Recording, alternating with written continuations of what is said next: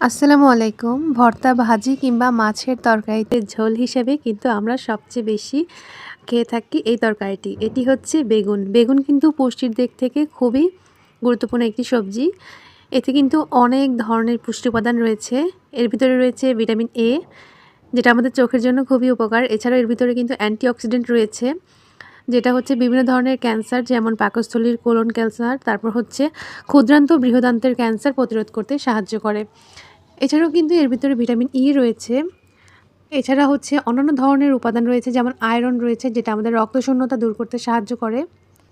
এর ভিতরে রয়েছে রিবোফ্লাভিন, আর এটি হচ্ছে আমাদের মুখের ঘা, জিহ্বার ঘা প্রতিরোধ করতে সাহায্য করে। এছাড়াও কিন্তু বেগুন আমাদের শরীরের জন্য অনেক বেশি গুরুত্বপূর্ণ একটি সবজি। এটি হচ্ছে শরীরের যে কোনো ক্ষতস্থান শুকাতে সাহায্য করে। এছাড়াও হচ্ছে মুখের স্বাদ ফিরিয়ে আনতে সাহায্য করে। এজন্য আপনারা বেশি বেশি বেগুন খাবেন সবাই।